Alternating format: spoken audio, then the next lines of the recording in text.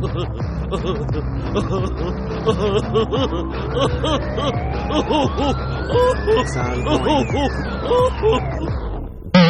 everybody, welcome to a frigid carnival of randomness.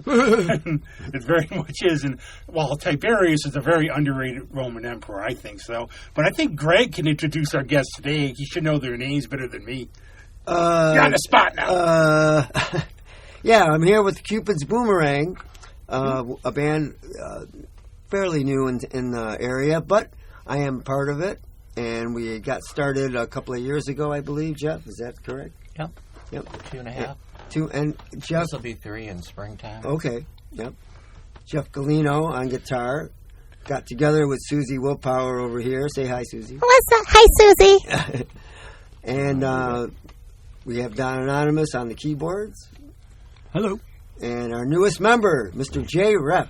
Hello. Hello. Come on, Jay. Have some excitement. I'm excited. Okay, good. Todd Sharp on bass. Todd Sharp on bass. Who couldn't make it tonight. Yeah. Hi. Today. Yeah. Long drive in for poor Todd. Well, saying that you're in a band is like saying there's air outside of this town, pretty much. Right. But how this is like a good mishmash of talent, and you've all been involved in other things. How did this come together? I originally had my kind of like solo project thing in my basement. I have a studio, and it was called Centenary Road. And we put out an album, John Payton on drums, Todd Sharp, our bass player, on bass. And we were looking for... And we had Paul Brown on vocals and guitar also. And we... Paul had left town, so we were like going to do another Centenary Road and invite other guests. And I sent Suzi a message on Instagram. And I basically just said, not too much. Are you interested in a recording project? Hey, you want to jam? Right, pretty much. And she texted back, yes. And the rest is almost history. Yeah, I sent her 5 songs, and Suzi and Don came to rehearsal with me, Todd, John, and it was it turned into a band instead of a Centenary Road project. And then Greg came along. Yep. And filled in on drums.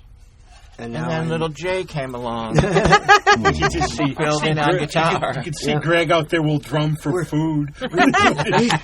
we space our children out a little bit. Hardest working guy. Well, John Payton, I guess, didn't have time, and he was trying to do too much stuff. He wanted to devote more time with his other band, his Payton project, so then I was asked to come in and play. So what was the initial thing with Jeff, you and Suzi, though? Do you just pick your name out of a hat? Or I didn't know who she was. I never heard of Anonymous Willpower or any bands that they were in. I don't even know this story, so this is all I didn't know any of you guys. I never met any of you, but somehow we were friends on Facebook and on Instagram. And, I was listening to... Oh, she wrote something on Instagram saying that, teary-eyed, that Anonymous Willpower is over. Right. And she always wrote, like, teary-eyed texts, and I was like, whoa, what the hell? But anyway, this one kind of caught my eye. So I said to John at rehearsal, I said, what about Suzi Blair on vocals? And he was like, yeah, give her a shout. So that's how it came about. Yeah, I kind of figured John probably recommended it. Great. I don't know, Suzi, what did you think? What the fuck? I mean, excuse me? It's a podcast, you could do that. I get this message on Instagram from this dude named Jeff. And he's like, yeah, I want to do a project. Do you want you in? I'm like, sure, send me the music. And I said to Don, I'm like, hey, these are some cool tunes. They're a little bit more rocky. You want to give it a try? He's like, sure. So I heard one song, and Jeff had sent this song pictures that we did. And I don't think he remembered sending that song. And it sounded like Rush to me, and I love Rush. I'm a huge Rush fan. So it reminded me of Fly By Night. So I started coming up with it, and the name was called Pictures, and just words started flooding into my head. So I was like, oh, okay, let's do this. So Don and I went over that one.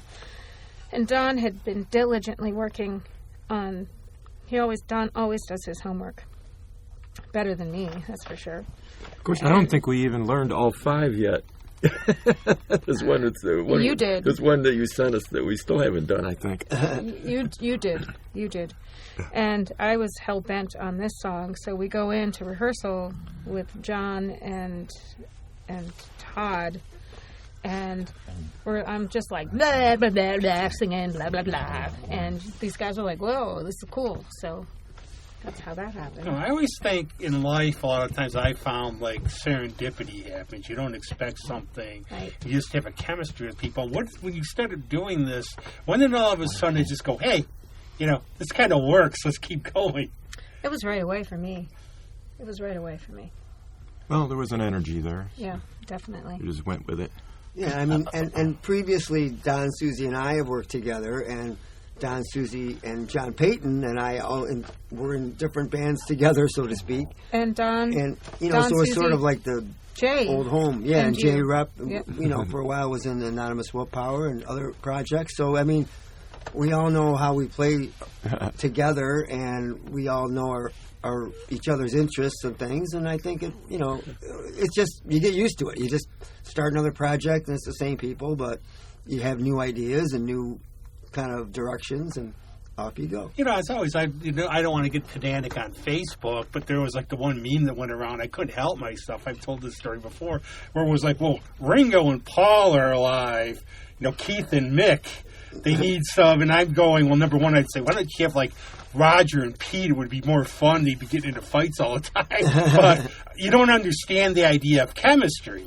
In a band, you don't have to be the greatest players. You don't have to, but you have to have chemistry, and you have it, and you don't. And I think not to be cliche, but we're all friends too, and I think we all get a lot of respect for each other, and so there's a lot of ideas get thrown around, and eventually we incorporate as much stuff as we can. But remember what Cheap Trick said. I guess Robert Zander recently said, "We've never been not friends because we never were friends." Well, you're going to hang around when you look like Robin Zander? You're going to hang around with these two goofy guys? Yeah, I know. Come on. Well, when you were young and starting a band, you started it with your schoolmates and your brothers, and your and you guys all grew up together. And you stayed together, and you played music together. You learned how to play together. It's different when you are, an adult, and you're meeting new people, and getting into what they're getting into. Because growing up, we all listened to ZZ Top. We all listened to Johnny Winter. We all, we had to learn all the Johnny Winter licks. We had to learn, Black Sabbath and Alice Cooper, and so it's different when you have different minds getting together. Yeah, we all have somewhat of the similar things that we like, that we used to listen to, but probably off a decade here and there, but they all overlap. Well, I go back to like what I said too about chemistry, because Suzi mentioned Rush, and that was for a while they thought about getting a keyboard player. And they're like, no, it's going to screw up the chemistry of the three of us. I guess they're going to use one now on hopefully, which is just a tribute tour to Neil, because it won't be the same. But Yeah, that's cool. It's going to be interesting. Yeah. Well, Geddy Lee always played keyboards. Yeah, he always did, and that's why they thought about getting because having to do that, bass, everything. They're like, no, we don't want to have another guy in here because it'll goof up the chemistry. And they should have got Jeff Portnoy to drum, but that's another story. Oh, boy. But anytime, now you all have a long history on the scene. Can you just talk a little bit about how you got started out here? And I know a lot about your story. Yeah. But how did everything start? When did you really start getting into playing here? And with anybody is when you start out Setner, playing. I mean, with Cupids Boomerang, or in general? No, just in general. How did you start playing bands? Me as a young person? I always loved the guitar, and when my dad was a classical clarinetist, and he went to the Eastman and all that stuff, and he didn't like the idea of me playing guitars. One day he took me to Duke Spinners on Main Street. Oh, yeah, good old Duke Spinners. And he bought me a guitar, a little nylon string acoustic, and a book, what was it? Mel Bay. Mel Bay. A Mel Bay book, right? So we got home, and Guitar I was method like, made easy. he was like, okay, open the book, page 1, and let's start. And I was like, no, I don't want to do that. So I put on like Alice Cooper, Ballad of Dwight Fry, right? And he just went. I love it, like Beefheart, I He hit guess, the signed needle and because scratched they the were so record. bad or whatever. I think that's the story with Beefheart. Like, these guys suck outside of... So that was it. So then it took me till 16. I raised enough money to buy an acoustic and then an electric. And like I said before, Burned down the house and ran away. I was lucky enough to grow up in Sodas Point, and we had the Dolphin there. So all my favorite guitar players, Mick Ronson, Ronnie Montrose, Rick Derringer, they all played in the Dolphin in Sodas Point. So I was lucky to be able to meet all those people That was a happening place. and listen to them play and see what they were using. And that's when I started a band and, playing. Eventually I ended up in a band called Claude Rains out of Rochester. And then we all moved to Boston together. He became invisible here. Yeah. Do you recommend that for bands to get out and see more, like get out and not be local if they can? As you get older, it's harder, but... Yeah, that's what I was going to say. It depends on the age. Of course, we were in our 20s, so we could easily put everything you have in a pickup truck and drive to Boston and live in the slums, It would be very hard to do something like that. Oh, yeah, no, that's how I was. I traveled a lot, and I traveled I don't know, for have you work. been to my house? It's kind of a... What's Jay's story? I don't know. I don't know. I'll make one up. I had in 4th grade they gave us a chance to play instruments, and I chose the drums, and it kind of snowballed into having drum sets and playing in bands, and then I started playing other people's instruments when they leave them there, and there we are. You are very adaptable, though. You're one of those people that, like Suzi, too, picks up an instrument and just goes at it. And I've always been amazed at that, because it's enough for me to play drums, and just to play keyboards in college was like a major I get hurdle. that from all the guests on here. I'm like, oh, you're a pretty good player. Oh, yeah, I play 8. It always amazes me, because I have no brain for that kind of It's stuff. amazing. But I still remember, of course, Suzi. The first time I ever saw you, and I'll never forget, it was with the Earl Cram review. Bug jar. Yeah, no, actually, it was at Ramada. Oh, So okay. Stan and the Badenoffs. Oh, that's Yeah. Wow. That's I right. always remember that. Suzi Then it was the worked Bug there. Jar afterwards. Yeah, because I remember I literally jumped off stage. Remember was that? no And stage. I run at the Bug Jar. Oh, I was talking about... Well, I remember Bug the Jar. Bug Jar You're show. talking I about jumped the off hotel. stage and I skid on my knees right in front of you, and I'm singing still, and you're looking at me like, "What the fuck is this?" You're like, "What?" Rug burn at the Bug Jar. But I've always asked, how did both of you start get into the music too? Because you seem like you've done it for forever. But how did it start, playing live and everything? Moved back from San Francisco, and Sam LaCara came up to me because his wife was babysitting my daughter Ariel at the time, and I was singing. He's like, "Hey, do you want to sing in a band?" And I'm like, "Sure." So we did, and that's how it started happening. He would pick me up. I didn't have a car at the time because my car was broken down. He'd pick me up. It was Greg, Dave Shaheen, Sam LaCara, may he rest in peace, and R.I.P. myself. Yeah. R.I.P., buddy. I was working with Sam LaCara at Chase Bank, and that's how I got involved. He asked me to do it. So. But that's how it's like, again, serendipity, wasn't it? Yeah. Then I remember like all these different bands. And Don, you already told the origin story when you were here before. How did it start for you, for our new listeners? I started in the 80s recording bands, particularly high school bands for my high school, and then into college. And then I was writing lyrics, too, for the bands. And then I started singing a little bit. And then I had a band in the 90s called Liquid Magic that I sang lead in. And then I went away for a while. And like Suzi, when I came back, I met that opened another phase in the late 90s. And that's when I met Suzi. how did you come up, like, in terms of, we used to use the term for you, for Anonymous Willpower. I never liked to classify. We used to call it voodoo soul. Yeah, that's right. Oh, we did. There was all the voodoo kind, soul. because I hate describing music a lot of times. But were you all on the same, like, page in terms of, like, when you were doing this, what you were going to play, the type of music you wanted to go for? Or is it just an open book? You can do whatever you want. It kind of started, well, when the band they were talking about with Sam LaCara, that Earl Cram review, that turned into Velveteen Fox. Yeah, I remember that. And Jay ended up being in that band, too. Yeah. And that's when Sam started getting into The soul older stuff, stuff, like, Otis Redding and Etta James and stuff. Yeah, and it so started out kind of punky.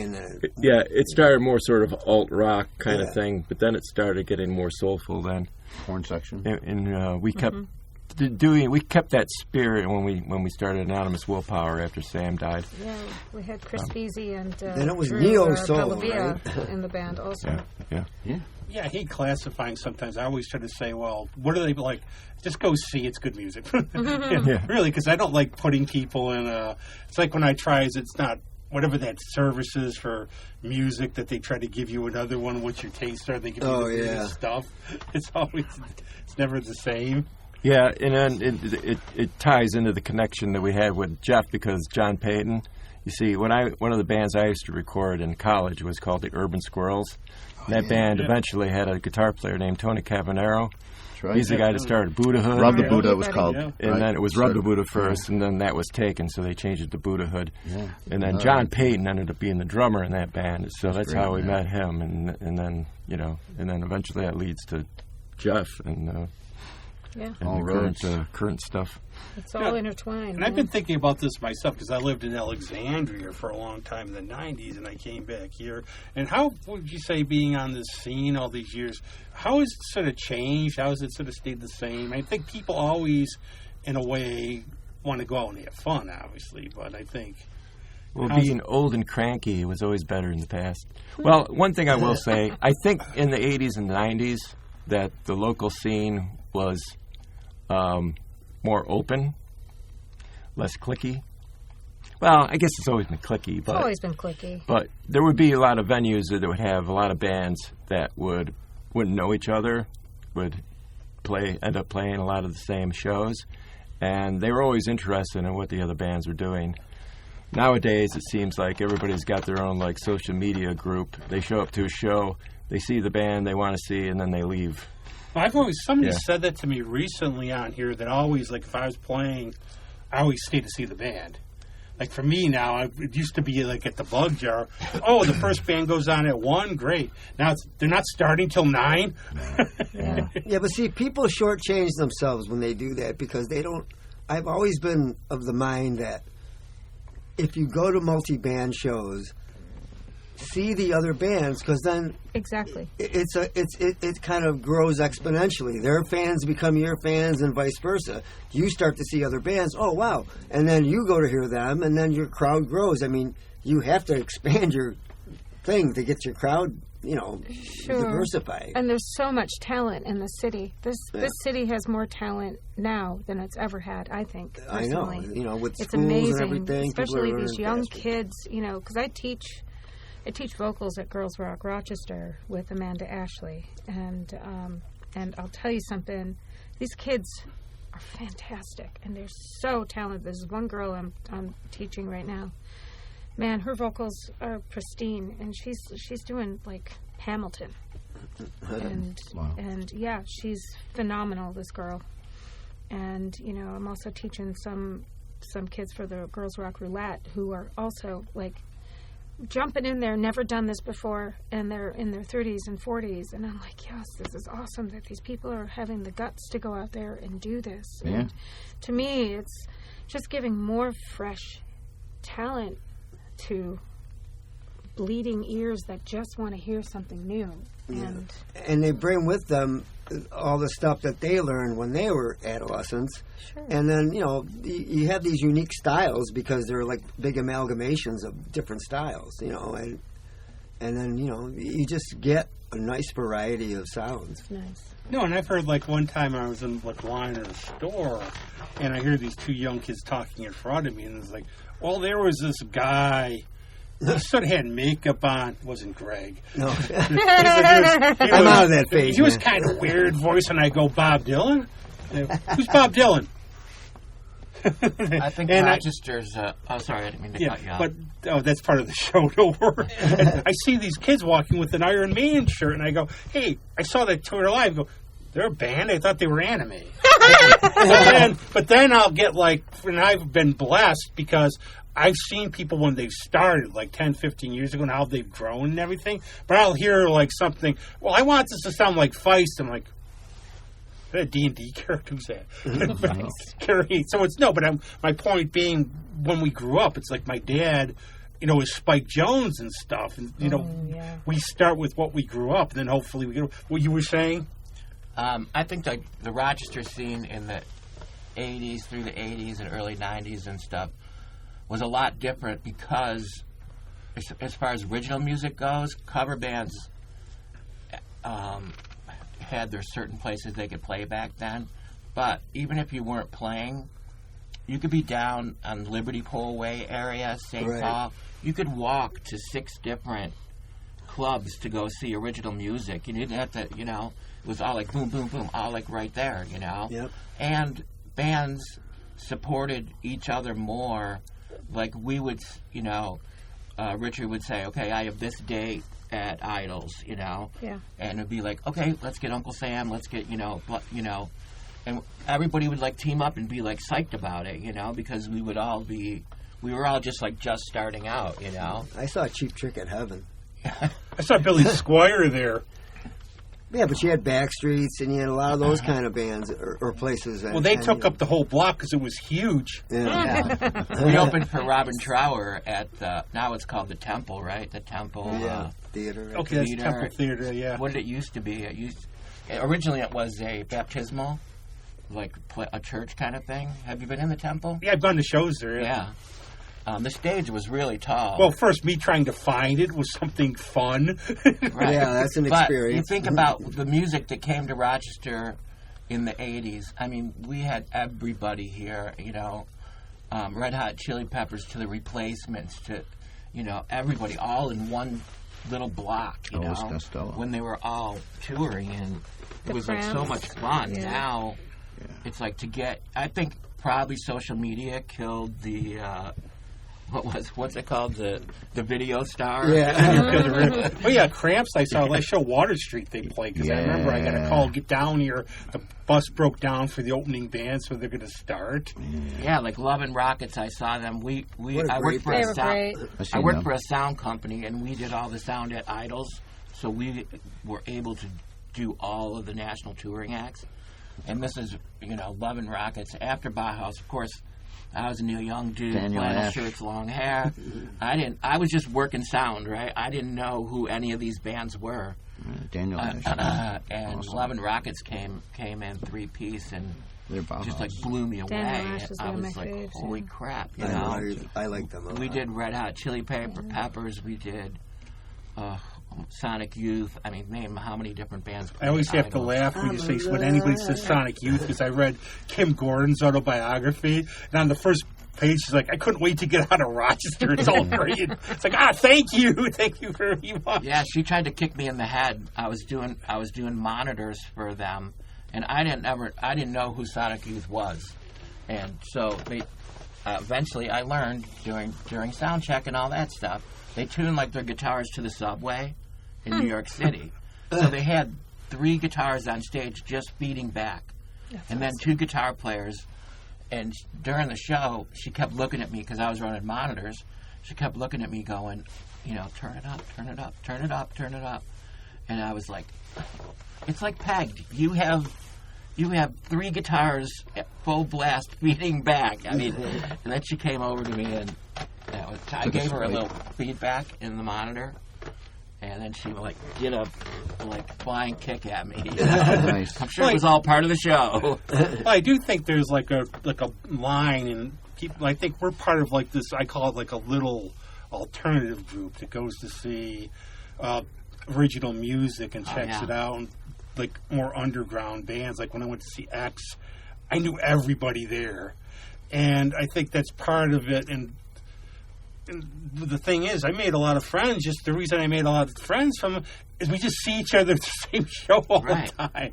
You go And to then- Scourges, right? Then you have something where I'm walking my dog in the woods and somebody's got a Velvet Elvis shirt on. Like, hey, I sing that band. Oh, I know you. Oh, yeah, hi, how you doing?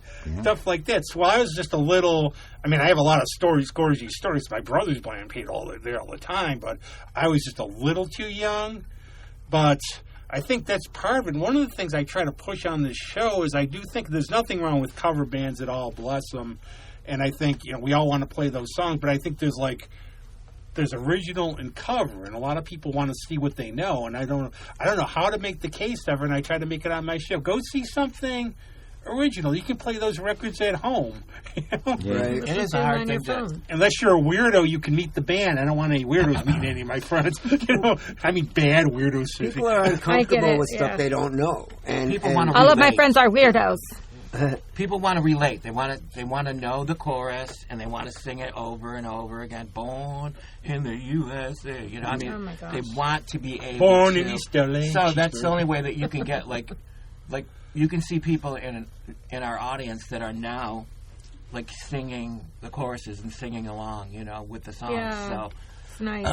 it's hard to nowadays. It was much easier when you just did an album and there was WBER and WRUR and ITR and all the local radio stations, and there was only Free Time, and there was the College Music Journal, right? Once you got into the College Music Journal, you could tour anywhere in the U.S., Yeah, that as was long the as they big gave thing. you a favorable review. Yeah, now- Because you could do all the college radio stations. Right. Speaking Now of with college social radio, media, it's like... speaking of college radio, we're going to be opening up for Gene Loves Jezebel, which is really cool. Yeah. Talk a little Yeah. about them, That's in because what, March, actually, right? yeah, talk a little about them, because somehow they're under my radar a little bit. So what are they sort of like? Yeah. I do miss some stuff every now and then. I can't listen to everything. So if you were to put Love and Rockets and The Cult together, that's what Gene Loves Jezebel sounded like.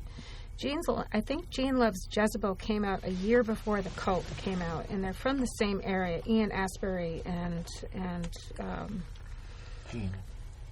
the lead singer there, the twin brothers.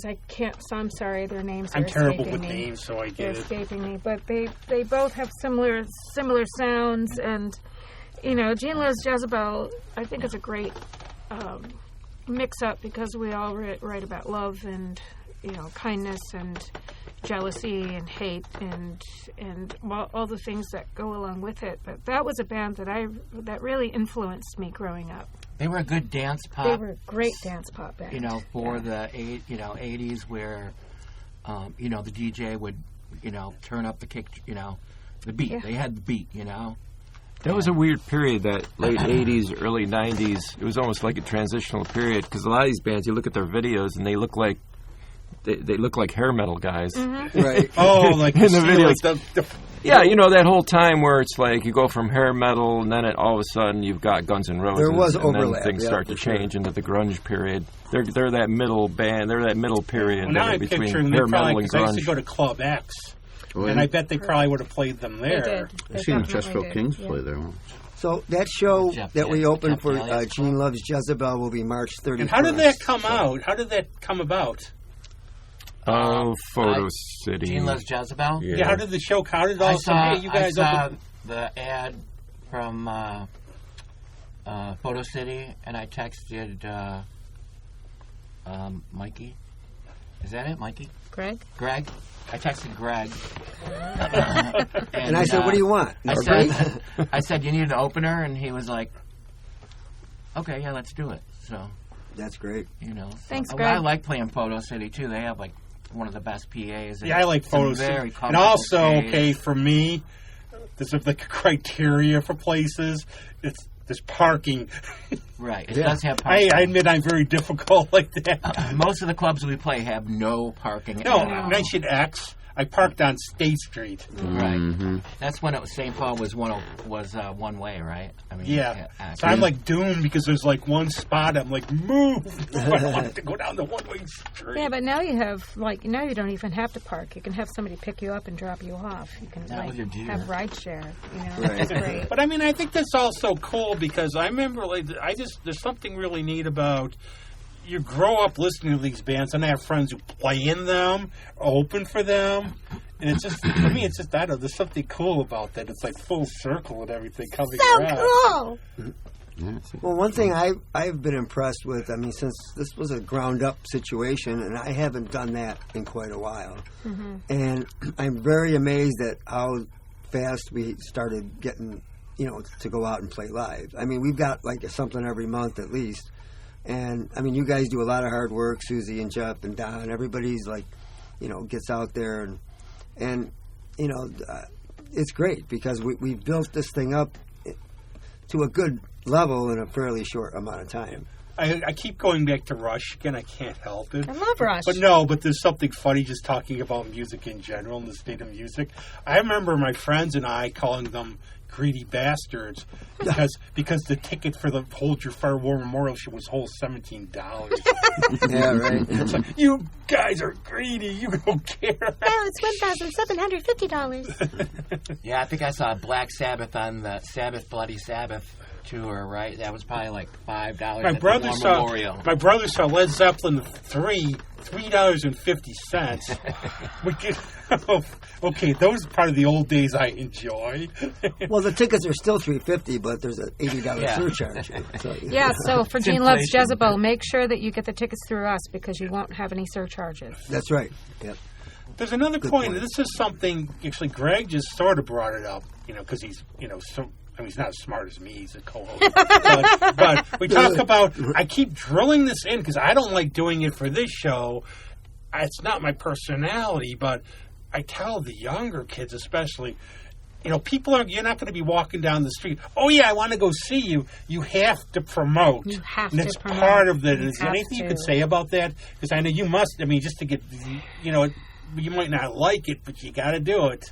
I promote almost daily He does it and daily. weekly. Yep. Definitely. Even if, like, to me, I see things like, so not that we're in the same genre, but I'm just going to use them as an example. Down in the Buffalo, right? Who are friends. I know them from Ithaca. But, there's not a day, a half a day that goes by that you don't see Jeb and Tara or Down in the Buffalo and where they're playing. And not that you are going to, like, look at every date, but subliminally, that's what people do. They don't stop. You have to have less than 30 seconds, 10 seconds, 5 seconds, right? And people are constantly flipping. But you're seeing Down the Buffalo, all of a sudden Down the Buffalo, Rochester. Okay, get a ticket. If you see something enough, you kind of figure. No, the part like today, we are just. I'm finding the problem at home where I'm trying to get back to reading a lot more. Trying to focus, and I always had good focus. We are bombarded by so much. Right. It's almost like the paradox now of, well, I don't know what I'm going to watch today. Well, I have 3 channels, and maybe if I play with the rabbit ears, now you can, have every DVD you want, every movie. You can't think of what to watch. And I think half of it's fake. Yeah, but that's why what to believe. I have to get. Yeah, I don't know anymore. Like anything I see if it's AI or not or anything too. So the more you put your face out there, the more it becomes familiar. Look, the more people see your name. And it's not just online.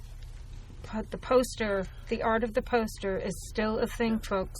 Still print up those posters. Still put up those flyers. Right. I don't care if somebody and not I rips tell them people down. though, too, I Keep go, doing it. it's not being an egomaniac. A lot of people are just shy about it. But this, people forget.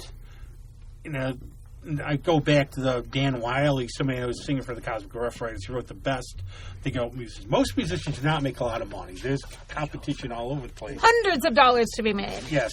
And you have to try to, you have to put yourself out there.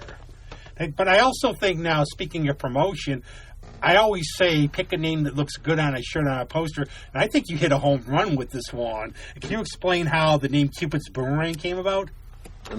a marathon. What should we name this band session? Pretty much. Nobody's used Narcotic Lollipop. It's still out there. But then I found there was a 60s band named like something, so... No, I couldn't. We couldn't come up with a name, and for the life of us, which you can never come up with a name for a band. You know, it's the hardest thing in the world. So I was driving home from rehearsal. I live in Sodus, and we were rehearsing in Irondequoit. And I listened ever since I was little. My dad would put NPR on, right? The late night thing? The World Cafe or something? No, what's the late Hearts of night Space? horror thing? Spengali. Svengoolie? Svengoolie. No, that's not Hearts of Space? No. That's not on PBS. Elvira? Kirby No, the Great. on NPR. Oh, NPR. On NPR, it's like late night Mystery Theater. Oh. Mystery. So I listened to Mystery Theater on the way home all the time, and there was a skit that was coming on. It was called Cupid's Boomerang. So I was like, slammed on the brakes, text everybody. I said, Good news. "How's Cupid's Boomerang?" And we're like, yes. and that was like, okay. That's pretty good. Yeah, because it's different enough, and it kind of sounds. Nobody it sticks has in it. Yeah, your it's like head. if it was Cupid's arrow, that would be bleh. But if you could only get a pro boomerang during the end of the show, they throw the boomerang, it comes out and hits Greg in the back of the head. It's love. It's what you put out. If you put out hate, you're going to throw out Right, the boomerang. yeah. You're going to bring back hate. It If you put out love, Yeah, you're going to get love. Love comes in swinging return. But I just think it looks, for me, it looks good on his shirt. It's a good, Yeah, It it's does. cool. it's a good And- promo and everything. I think That Jeff, was Jeff and Canvas Suzi. in Motion, who did our logo for us. She's a tattoo artist in Williamson. And then, then it kind of grew a little bit. And And then who made the bumper sticker? That was my cousin in New Jersey. She does like Love- cards and stuff, you know. Love that. She's an bumper amazing sticker. artist. But Love it. Adrian gave my wife Adrian gave her ideas of what she wanted, and just sent her sketches, and then she came up with 4 designs And your son Isaiah did the cover, which was great. of the album. Yeah, which was fantastic. He's done all our album covers, mine anyway. No, it has to stand out, though, and everything. Yeah, let's talk about the calendar for a second. Yeah. So we got. It's over there, Greg. I think he posted Oh yeah, the calendar over there. very nice. That one on the wall there. No, because we got some things coming up now. Depending on when the show gets streamed. February 11th, Yeah, February 11th. Well, there'll be like, I think, Record Archive. at Record Archive, 6 to 8 February 14th, at the Dinosaurs. 9 to 11, Okay. And March then 31st, with opening for Gene Loves Jezebel. Gene Loves Jezebel. So, for sure, that's what we got in the immediate future. It's hard for me to do this in the third person because I'm in the band, so I'm just going to self-promote. You become like Queen Victoria. We are playing. That's right. We are playing. Now, has anybody played at Dinosaur since then? How's it been since it's been coming back? Nice. It's nice. Seems good. We got to bring our own sound, but it's really nice, And we got Jim Callahan doing our sound for us, and he's doing a great job. So And it sounds also like there's all. You want to check them out. They play all. They'll play all around. I can't wait to see his new back window in his truck. He broke And his window putting his stuff in his truck. And I do have to say, too, it's always neat to pick something that goes with a holiday. You tend to be like the Grease Creepers get called in for Halloween. I don't know why. So Grease Creepers. So Colin is a very, very close friend of mine. He works at the place that I work at, and we found out that we were both musicians. And wow, what a great guy! They're all good friends of Colin mine. and his wife Aaliyah. I love you guys. But I want to go back a little, too, and go into the band. Now, you all come from all these different bands, all this experience. When you go to write a song, what are sort of the dynamics, besides telling Greg to leave the room so the drummer doesn't do it? I'm the George Harrison of the band at this point, so I get my 1 or 2 songs. So, Piss boy. But how does somebody go, hey, I have this idea, I want to see how it goes, and then you just go with the flow? Yeah, I write most of the songs, Right. and then I record them at home, just my guitar and a drum machine kind of track thing. And then either it's complete, verse, chorus, breakdowns, blah, blah, and lyrics. And if there's no lyrics, then Suzi has written the lyrics on the song, on a lot of the song, new stuff. And I don't know, for some reason I just like name it, I'll just, because I have to save the file, so I'll just be like Rain Day or, something like that. And then all of a sudden the song is Rain Day, but they're great songs. And you'll hear me in rehearsal being like, come on, I need help with lyrics, guys. But then when we get to rehearsal, finally, when everybody who listens to it, if anybody does, I don't think anybody does, but then we hash out, how we're going to do the breakdowns, and, I don't necessarily dictate, what other, like, I'm not going to say, Todd, here's the bass line, Greg, here's the drums, Don, here's the keys, Everybody has freedom of expression. Mm-hmm. Todd always comes up with, like, an amazing Killer. Yeah, he's Killer great to play with. So emotional. Killer And Greg is great at arranging, and, and background vocals. So that's how it all comes together with, a main idea or, a finished song, but then everybody gets together on it and writes it. Yeah.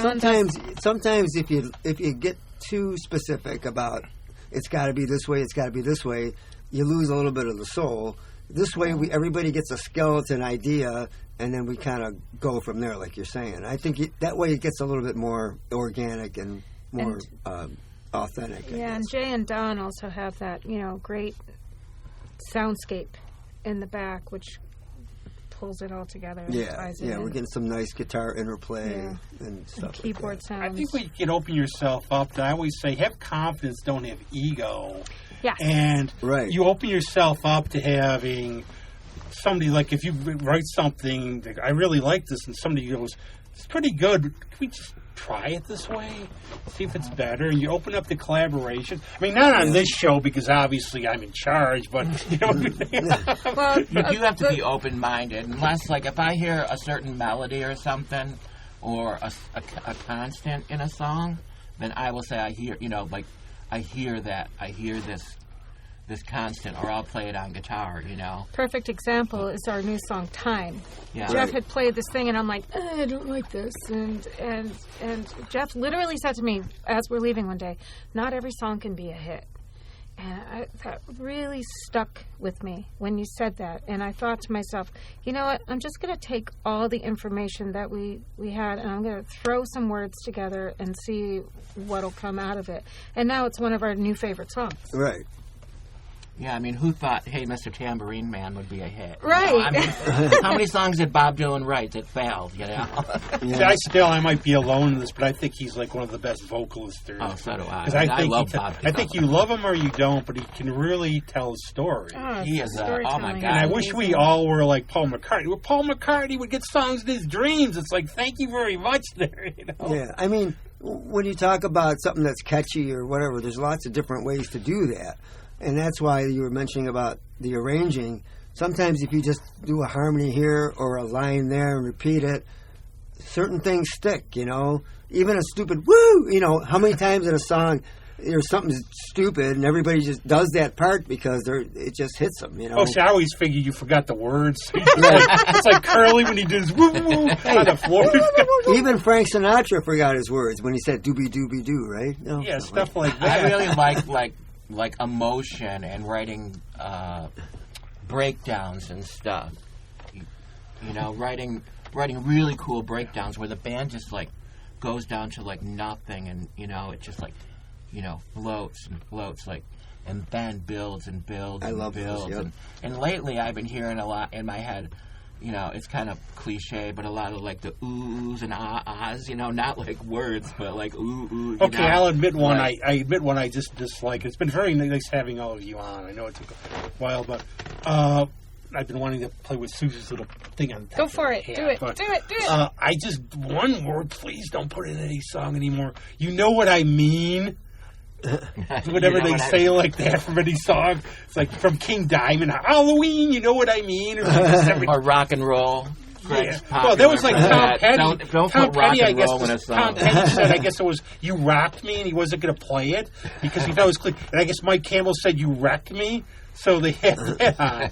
Awesome. But we're going to have a couple songs at the end, which we're going to be treated by, especially the little shaker that Greg plays with. And you can say what they are if you want to as we close out now, or now to just surprise them. Well, the first one is called Pictures, and we did the second song, Moonbeam, which is one of the newer ones. Pictures is one of the original ones that we started On the with. album. On the album, the first CD, yep.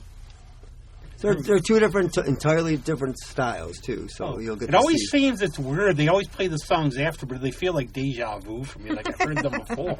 Wonder how. But I'm magic. I gained it coming back to life. But thanks, everybody, for being on, and check them out. They're around. Yep, Thanks thank for you having us. guys. Yeah. Thanks for having us. Pictures of you twirling around my mind. Can't stop thinking of you, baby. You're so fine. Getting a hold of you will let me see through your kaleidoscope eyes. Take a trip inside my mind. Gotta get a hold of you, baby, let me be your electric guy. Baby, I love your smile. I see pictures of you twirling around my mind. Can't stop thinking of you, baby, you're so fine. Getting a hold of you will let me see through your kaleidoscope eye. Take a trip inside my mind. Gotta get a hold of you, baby, let me be your electric guy. Baby, I love your smile. It's not the way you move to the groove. I just want you to I can't change the direction of the speed. My focus is on you. Oh, waste your energy when you can be with me. Yeah.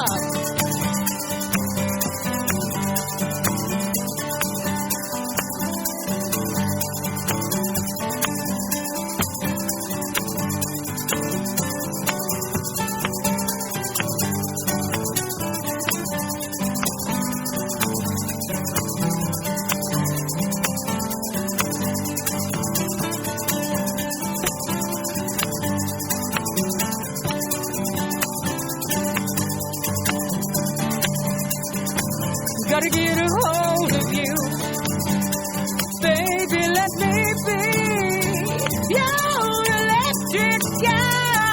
For my pictures of you, I need these pictures of you, yeah.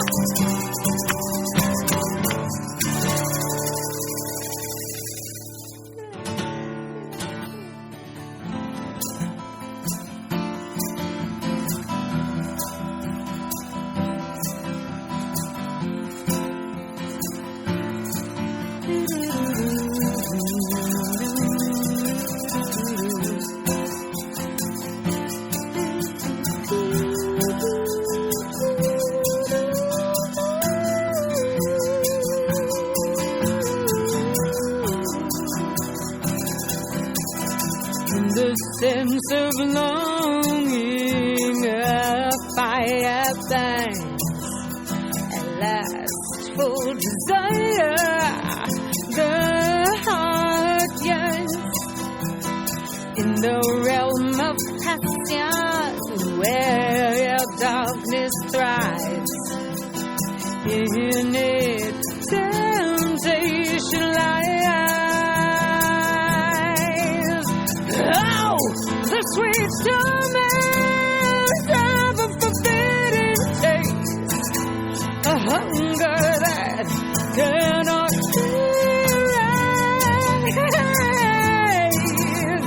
Eyes locked in a gazing intense and bold in this game of desire. Secrets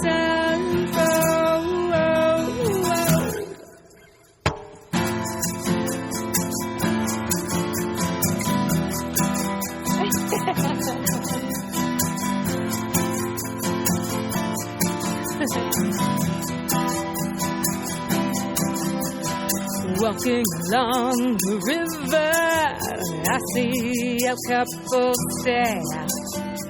I walk up to them, invite them to my lair. Cupid's spells and whispers, they seduce in igniting flame. That's just impossible to be tamed. Oh, the sweet torment of a forbidden taste, a hunger that cannot be raised. Eyes up in a gaze intense and bold in this game of desire. Secrets unfold.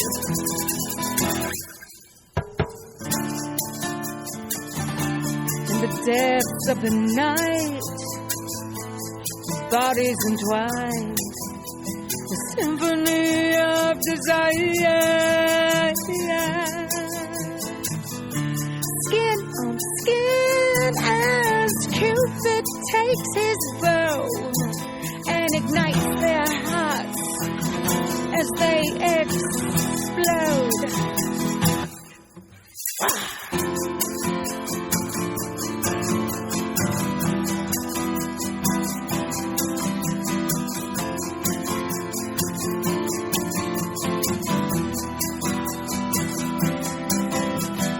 So I ask you kindly when you walking down the street, pay attention to the people that you meet.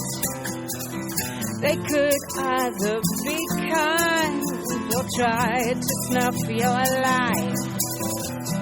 That's why you have to be careful in the night. Oh, the sweet torment of a forbidden taste, a hunger that cannot be raised. Eyes locked in a gaze intense and bold in this game of desire.